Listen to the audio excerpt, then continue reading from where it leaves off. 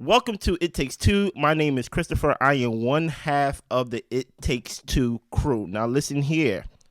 My wife is recovering from surgery. So I'm thinking that I'm going to take off this week and things of that nature, and y'all will get an episode next week. She said, no, you go to work, and I'm going to sit and watch you work while I recover. Blair, say hi. Hi. Okay. Y'all hear her? I did not fire her. She's here. Instead, I got Blair Bear here with me. Say hi, Blair Bear.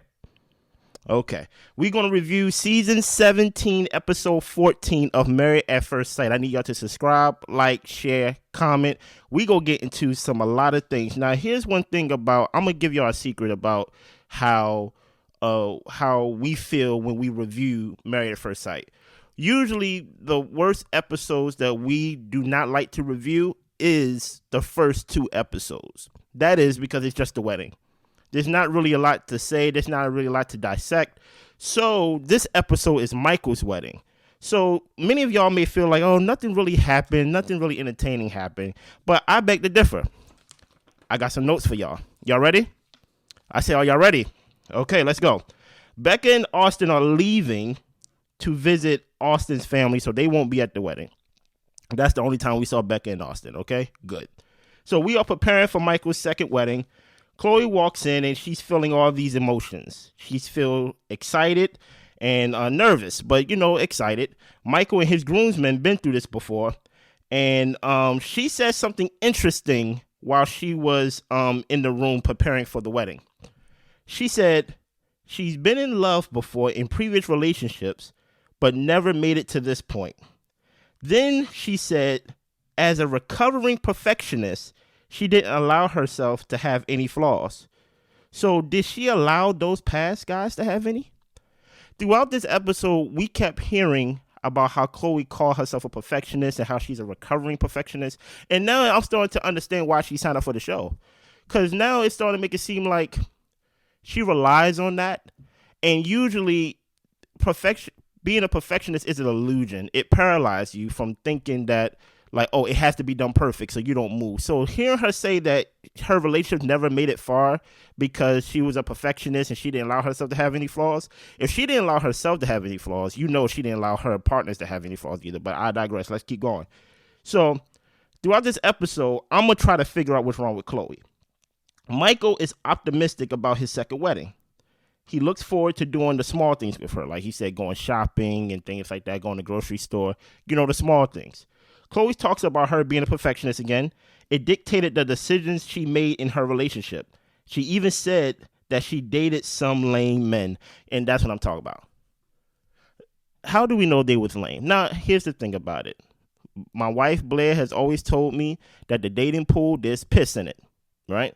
So there's a lot of lame men, there's a lot of lame partners, there's a lot of lame options out there in the world.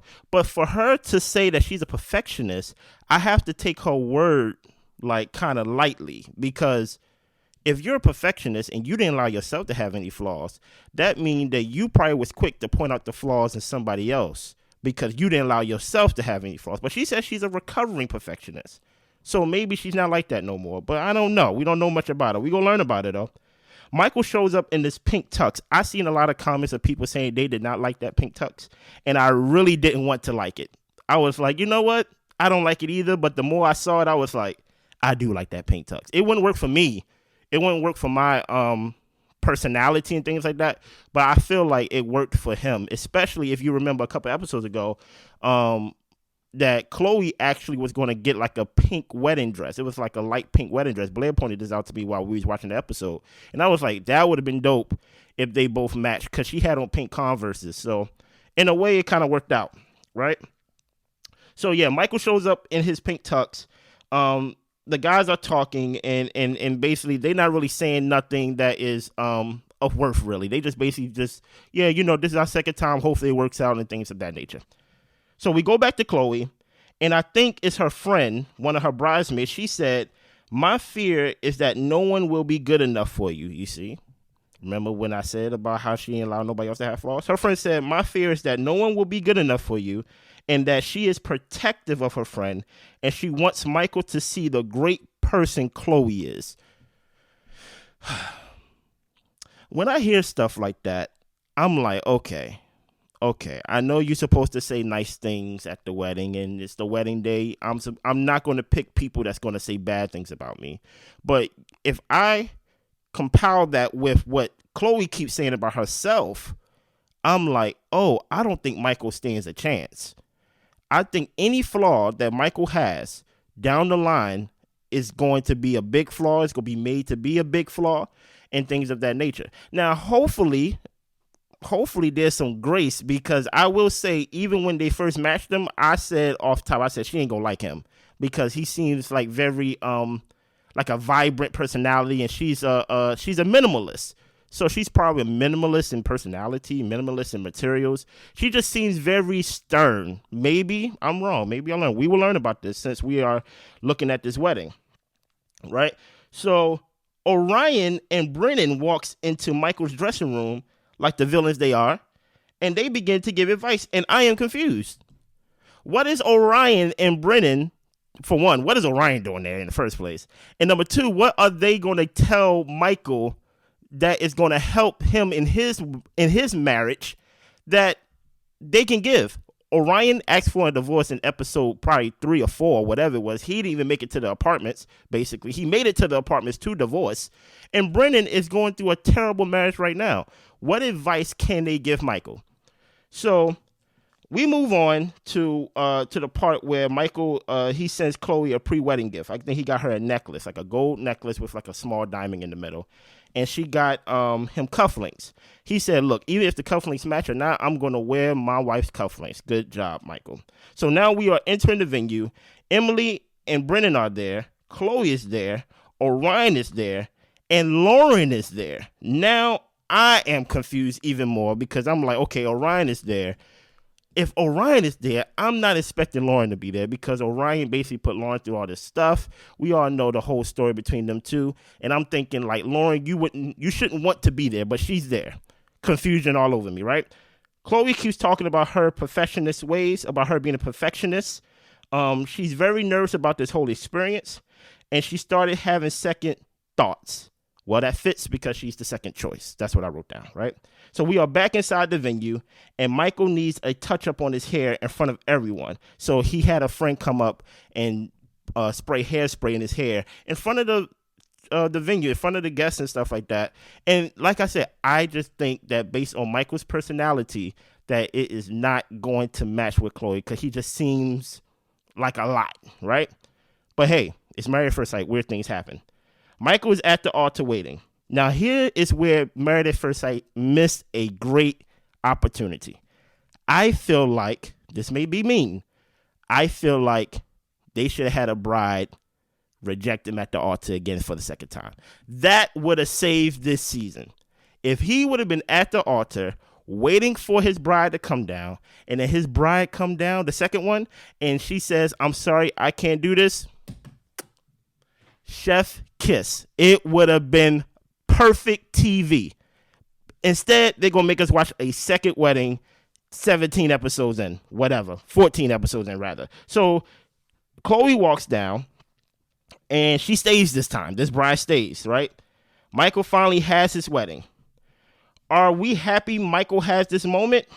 I guess, right? Because he seems nervous, but I'm happy for him. Michael and Chloe are sitting down after the wedding. They are talking outside, right? And you know how after the wedding they talking outside. They basically get to learn about each other and things like that. And he's like, you're beautiful, and she's like, you're handsome, and she's like, I have dogs, and he's like, I have dogs too. And then out of nowhere, Michael begins to talk about how, like, this. I'm happy that the second go around happened good. And I'm just like, wait a minute, you kind of letting her know the behind the scenes. I feel like if Dr. Pepper didn't tell her, why are you telling her that she was the second option, right? There's something about not letting women know, or letting anybody know, a partner know, that, hey, I am the second option. Don't let nobody know they are the second option. So he tells her basically like, you are what I asked for. You are the second option. He didn't say it like that, but he basically let her know that he'd been through this before, right? So Brennan, Emily, and Claire, Orion, and Lauren, they all outside, and they are talking about the wedding, right? They talk about how beautiful it was and how happy they are for Michael, how happy they came to support. And then Emily, out of nowhere, she just says, like, yeah, I feel like the vows were vanilla. Like, nothing stood out. And then she begins to talk bad about the ceremony. Now, here's the thing that is so funny about this. I'm like, Emily, the tide started turning on you for me last episode when you was getting kind of smart with Keisha during the after party. So I really never viewed you as someone who is kind of mean, who is kind of passive aggressive in their insults and things like that. So for you to say that, like, someone vows were vanilla, let's see how great your vows were. So I took the time out to transcribe Emily's vow from episode 1. Let's read it. This is Emily's vows. Today marks the accomplishment of a lot of firsts for me. My first time being in a relationship, my first time being married, my first time being in love, my first time taking a chance and risk of a lifetime. Let's not forget that, plot twist, we do not know each other at all. But that doesn't mean I am not ready for everything we will embark on. The good, the bad, and the ugly. I can't wait for you to show me that I'm your girl through it all. I will always have your back and always defend you. So giddy up, babe, because I am in it for the long haul. Vanilla. Because first of all, you didn't say anything different than what anybody else say. Hey, I'm your girl. You're my guy. I'm in it. I'm happy I'm doing this. I'm in it for the long run. Let's die together. That's basically what you said. And that's basically what everybody else say. I just feel like misery loves company. And because you're miserable, you're trying to bring everybody down. Right, Blair Bear? Okay, I feel you, Blair Bear, right?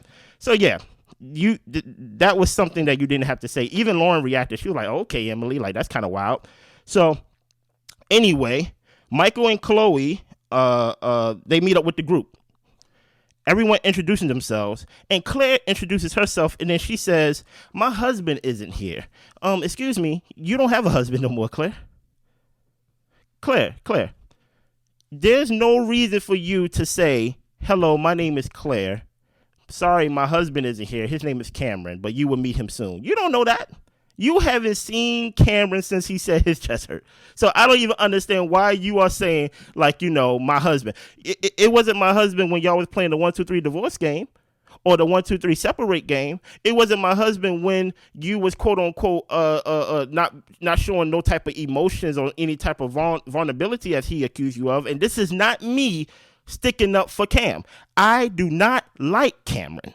I think he's weird. He has a weird aura about him. But don't make it seem like you was like giving 100% effort. As far as I know, something just stood out to me just now. As far as I know, Becca, Emily, Claire, as far as we know, all of them have not had sex with their spouses. All of them have not consummated the marriage. So this whole thing of my husband, this is the most I ever heard you say, claimed. There was a part in the honeymoon to where they was trying to tell you how to be affectionate to your husband. So now this whole my husband thing, trying to put on a facade as if like, I'm here representing the both of us. Stop it, Claire. Stop it. I'm starting to get tired of it, right? So anyway, where are we? Okay, here we go. Emily loves her wine, right? Because Chloe brought a bottle out for everybody to have a toast together outside. And you heard Emily starting to get excited about the wine. So Michael and Chloe take their pictures, right? So we are at the reception. Orion starts to talk to Lauren. Odd, right? We at the reception. They sit down, and Orion sit next to Lauren, and he says, hey, how have you been since everything, right? And while Orion is trying to have this one-on-one conversation with Lauren, Claire is answering the questions that was not addressed to her at all. She's all in the conversation. So like Lauren basically like, yeah, I've been doing things, I've been doing yoga, to get the stress away. And Claire's like, yeah, me too. And I'm like, Claire, nobody's talking to you, baby. No one's even addressed you. You are literally the third wheel to everybody and things of that nature. So anyway, Orion's talking to Lauren. And then he asks her, hey, before the night is over, do you want to have a conversation about anything? She's like, no, not really. Like, I don't hold nothing against you. I don't have no arts against you and things like that. It just felt like Orion was trying to, what's the word? Close a chapter. Like, I felt like he was trying to gently close the chapter, trying to erase the fact that he slammed the chapter episodes ago, trying to rewrite history and things of that nature. Lauren said that she was able to step back and get a bird's eye view from the whole situation, and that was refreshing for her. She said she talked to her therapist and was able to see the past hurt in her past relationship. Then Orion was like, well, when I talked to my therapist, first of all, this is not a therapist off, my guy. You don't need to talk to your therapist because I talked to my therapist. He was like, well, when I talked to my therapist, they told me about my stubbornness. And basically, I used it as a protection and things like that. Orion, in my opinion, is trying to connect on something with Lauren. And it blew me that Lauren was having a conversation with him.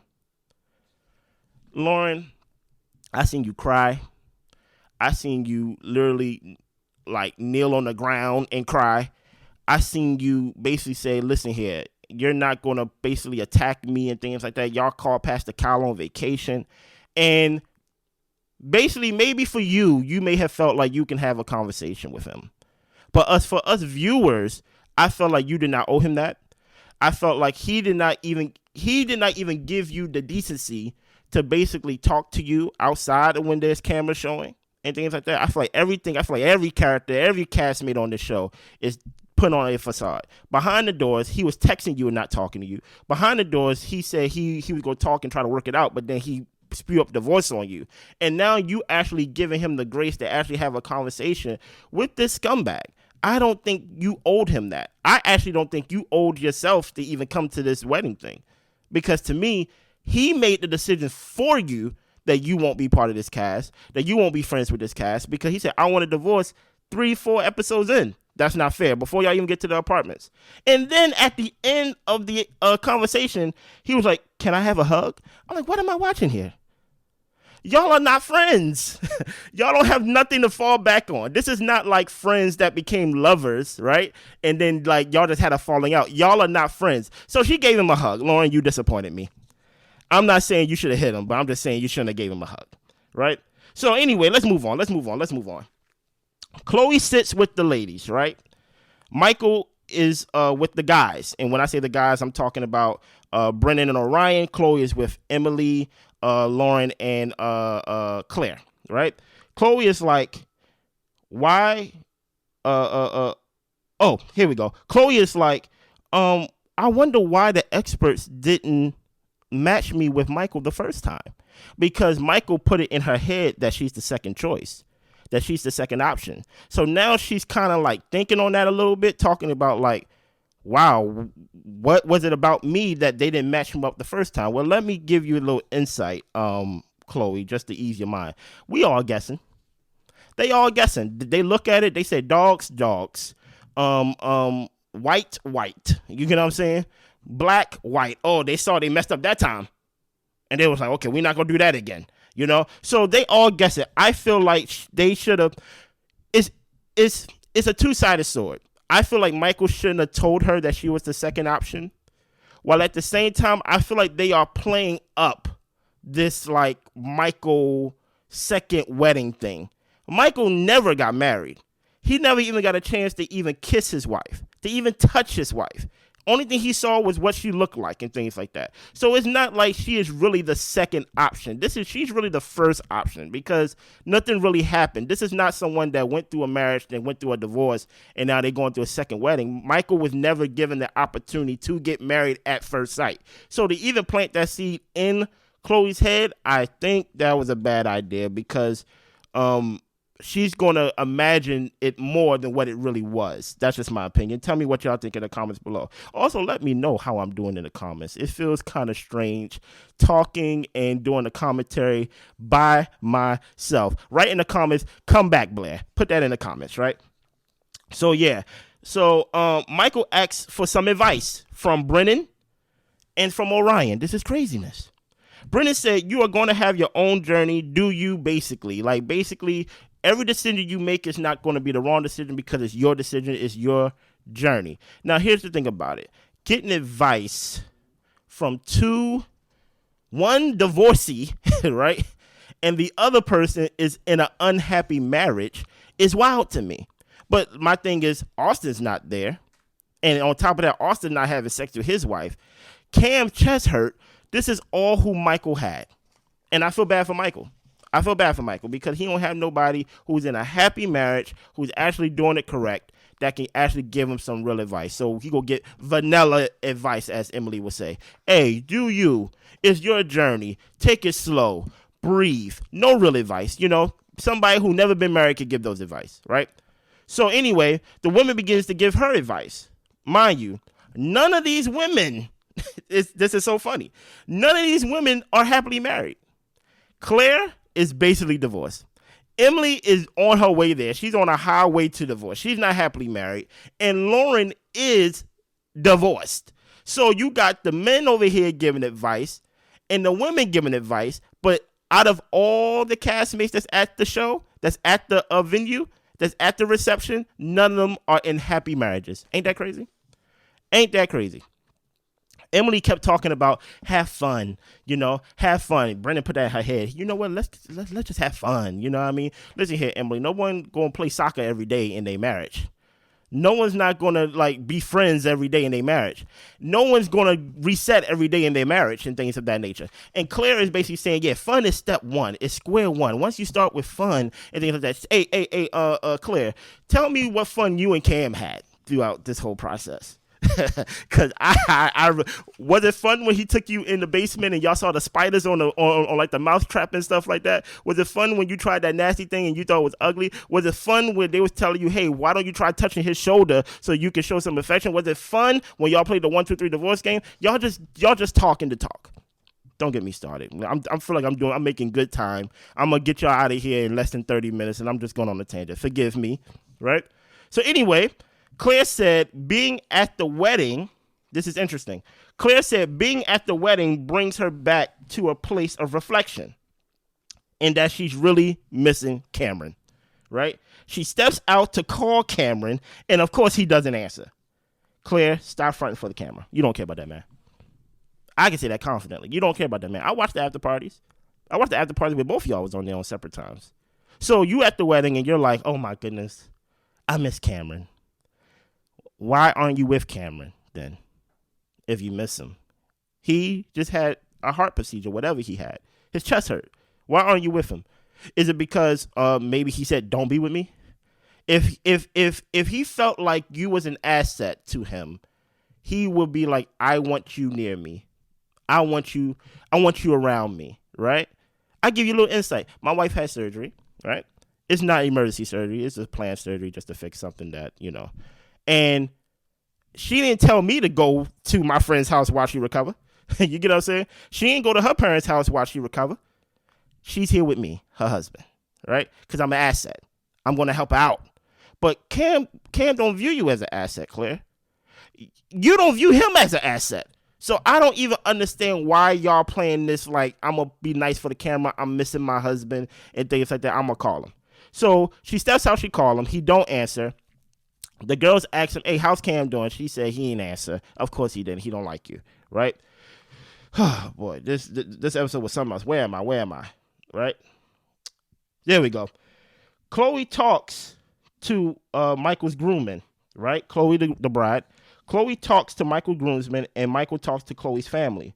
And they talk about the norm, basically, like, hey, how is this? How is that? What do you think about this? What do you think about that? One thing I noticed is that they keep playing up Michael being left at the altar. And I'm like, hey, let's just stop talking about it. You know, they start asking little questions in the sense of like, how do you feel about kids? How do you feel about adopting and things like that? Chloe says she don't want to have any kids of her own because there are multiple kids that need to be fostered and need to be adopted. And so happens Michael feel the exact same way. So that's a plus on both their sides. So Brennan and Emily are talking about being back at their wedding venue, right? This is funny. Brennan and Emily are talking about being back at their wedding venue. She tries to have an emotional connection about it. She says, don't it feel good being back at where we got married at our wedding venue? And he's like, well, I'm here to support my friend. That's what he said verbatim. I had the captions on. That's what he said. He said, I'm here to support my friend. Brennan is maybe down the line. Hold on, excuse me. He's like, yeah, I'm here to support my friend, right? So Brennan is like, maybe down the line we can give Michael and Chloe some advice when they when they come across some hard times. And Emily's like, what advice can you give them? Emily is getting a little snippy. You know what I mean? She said, what advice can you give them that after the honeymoon go all downhill and things like that? You know how Emily do the eyes thing? That's basically what she was doing. And I'm like, listen here. I don't know if y'all experienced this, right? So I'm going to give y'all a little insight again. When you get married, me and Blair are married, right? I had all these, what's the word? When you get married, we had people who was at our wedding, right? Who are married as well, right? And truth be told, when you're the one getting married as the groom or the bride, you're basically the event planner that's throwing a party for everybody else. Even though it's supposed to be your party, you're basically hoping that they have fun. So to see Brennan basically be a Debbie Downer in the sense of like, yeah, she's trying to connect with him. She's trying to be like, hey, it's our venue. You know what I mean? Like, how do you feel about it? He's like, yeah, I'm just here for my friend. It's like, how are you married? Usually, this is a time for reflection, not for Claire. But if you are married going to a wedding, it does make you think about your day. And it does make you want to connect and basically let loose and have fun. Brendan don't want to have fun. He's like, I'm here to support my friend, and maybe down the line I give them some advice. So like, Emily is like, well, I'm gonna have fun by myself. So she goes to the bar. She gets like a glass of wine, right? She said, Brendan, do you want to dance? Right? He says no. Of course he says no, right? He's like, no. She starts dancing, and you know how Emily liked to let loose. I told you she got excited about that wine like a couple scenes ago. And she bumped into someone's glass and broke the glass all over the floor. Everybody like, oh my gosh, be careful, guys. Don't step on the floor. Emily kept dancing, right? So now we are back at the hotel with Michael and Chloe. They are at the hotel. They arrive at the hotel after they leave the wedding and things like that. Nice wedding. They had sparklers outside and things like that. And he's helping her get out that wedding dress. Chloe is like, tonight we're going to do what we have to do. And she's hot thinking about it. I think she wants some of Michael's, Zick, you know what I mean? I think, you know what I mean? She's like over here fanning herself and things of that nature. She is definitely like, I'm not going to be like these other broads over here that haven't consummated their marriage. I'm going to do it tonight, right? The episode ends with them cuddling, and she's like, don't tempt me, and he starts kissing on her neck, and then we go out and black out. And the funny thing about that is, on my wedding night, I had so many things planned of what I wanted to do. In terms to consummating my marriage, right? But the thing about throwing a party for multiple people is you are tired at the end of the night. So I slept a lot, okay? I was tired. I was running around. I was doing a lot of things. So like, it's just so interesting that even watching this show, Married at First Sight, I know somebody may not like the show and things like that. It does make you reflect on your wedding day and make you go, wow, it was a good wedding, at least for me and Blair. Brendan ain't feeling that at all. Now, in the next episode, they show us some previews. I'm going to talk about the previews a little bit. Emily tells Brendan that, hey, you said let's be friends, but you ain't treat me like a friend. And Brendan is like, well, hey, do you want to do that here? Do what here, brother? You know what I mean? And then it shows Michael and Chloe on their honeymoon, and then they at dinner, and maybe it's editing. She's like, I don't know if I could do this. It's just all hitting me. I don't know if I could do this. And she's crying, and I'm guessing she's talking about the marriage. I have no idea. Listen here, man. If Michael end up divorced before the apartments, I'm going to blame the experts on this one. I'm going to call the counselors, the expert, all the above. In the comments below, first of all, tell me how good, tell me how bad I did going by myself, right? I lost a lot of placement where I was in my notes. Number 2, write down Get Well Blair. We miss her. The show can't work without her. Number 3, tell me your comments about the episode. What did y'all see that I missed? How do y'all feel about some of the things that I mentioned? And what do you expect more from this show? Oh, also in the next episode, it has been confirmed, even though we saw the after party, it has been confirmed that Becca and Austin still have not had sex. Ain't that crazy, Blair Bear? Let me know what y'all think in the comments below. Y'all be good.